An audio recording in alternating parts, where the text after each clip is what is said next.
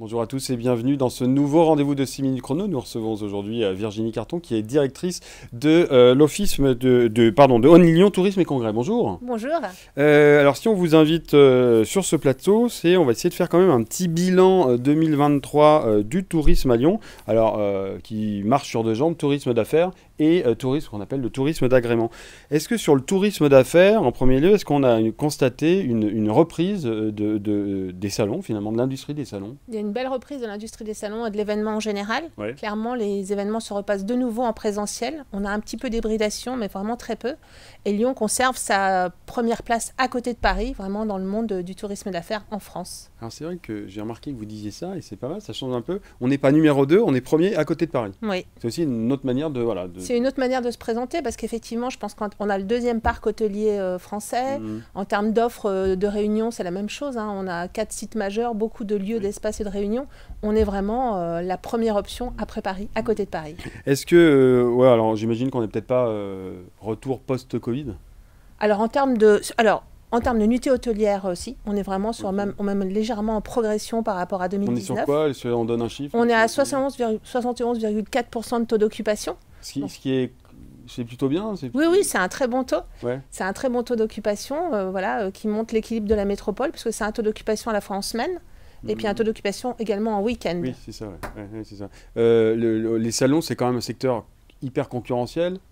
Je sais pas, Strasbourg, j'imagine, il y a peut-être d'autres villes.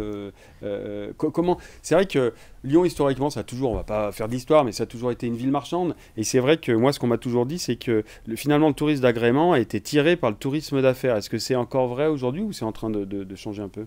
Alors en fait, les deux sont intimement liés. D'abord, effectivement, historiquement, Lyon, c'est une destination de tourisme d'affaires. On a une histoire d'une ville ouverte sur effectivement les foires.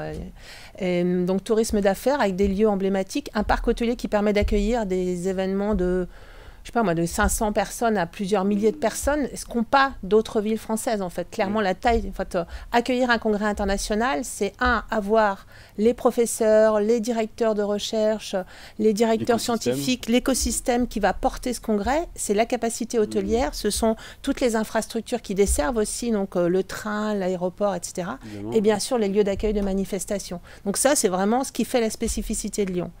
Et on parlait de tourisme de loisirs. D'agrément, ouais, le tourisme. Voilà. Donc depuis une quinzaine d'années, il y a eu un fort développement de l'image et du tourisme de loisirs. Alors effectivement, dans plusieurs objectifs desservis par ce développement, à la fois un équilibre qui était de dire il faut que le week-end, les hôtels soient aussi aient une activité satisfaisante en termes de rentabilité et pour attirer de nouveaux hôtels et de nouveaux investisseurs. Et puis aussi pour porter l'image de la ville, parce qu'en fait, nous on le sait bien en tant que Lyonnais, quand les gens viennent à Lyon, quand les visiteurs viennent à Lyon, ils sont extrêmement séduits, ravis. Donc nous on avait besoin de faire connaître en fait cette image de la ville, également au bénéfice des réunions d'entreprise ou des salons ou des congrès. Hein. On va pas forcément dans un congrès dans une ville non séduisante en quelque sorte. Est-ce qu'aujourd'hui l'enjeu c'est maintenant, parce que c'est vrai que Lyon avait obtenu des prix notamment de la ville pour le week-end, je ne sais plus comment ça s'appelle, c'était en anglais, mais est-ce qu'aujourd'hui l'enjeu c'est aussi d'augmenter la durée de séjour du touriste? Alors c'est un vrai sujet du côté du tourisme de loisirs qui est d'augmenter la durée de séjour. Augmenter la durée de séjour, ça se fait en faisant revenir les gens et en montrant l'ensemble de l'offre sur la métropole, en fait, pas seulement l'offre de l'hypercentre. Donc Lyon camp de base et puis après en étoile. Voilà, et même effectivement en étoile, par exemple sur le Beaujolais. Donc on est en train de monter un partenariat avec Destination Beaujolais. Et d'ailleurs, quand on accueille des professionnels du tourisme ou des médias, très souvent, en fait, il y a forcément une petite excursion dans le Beaujolais. On travaille beaucoup avec nos partenaires dans le Beaujolais. Et est-ce qu'il y a aussi un enjeu, il me semble qu'on en a un peu parlé, c'était sur le congressiste, ce qu'on appelle le congressiste, d'arriver à faire en sorte que le congressiste, il vienne à Lyon pour son congrès, mais qu'il reste un peu plus longtemps aussi pour faire du tourisme d'agrément. Oui, c'est un sujet qu'on aimerait bien étudier, parce que je pense qu'il y a eu tellement de modifications de comportement dans le travail ces dernières années, avec la généralisation du télétravail. Donc il y a peut-être des modes de fonctionnement et de consommation qui ont changé. Et donc, on va lancer une étude cette année pour savoir vraiment comment est-ce qu'on fait soit rester un congressiste, soit comment on le fait revenir, à quel moment est-ce qu'il faut lui parler, etc. Donc, on est vraiment sur ces sujets d'hybridation, en fait, entre un touriste d'affaires qui, moyennant des facilités, peut vite devenir un touriste de loisirs et rester un jour ou deux, ou anticiper et venir un peu plus tôt. Je vous pose quand même une question, parce que ça avait fait un peu de bruit. La fameuse touriste américaine, Angela, qui qui avait fait une vidéo, qui pleurait en disant que personne ne l'accueillait. Est-ce que, comment vous, à l'Office du tourisme, vous avez pris la chose de manière sérieuse, j'imagine? Bien sûr, forcément, parce qu'à chaque fois qu'il y a quelqu'un qui n'a pas une bonne expérience sur la destination, on en est vraiment désolé. Donc on l'a d'abord pris en lui disant, on est désolé, ça peut arriver à n'importe qui dans n'importe quelle destination. Revenez vous voir pour qu'on vous montre vraiment ce qu'on est capable de vous proposer.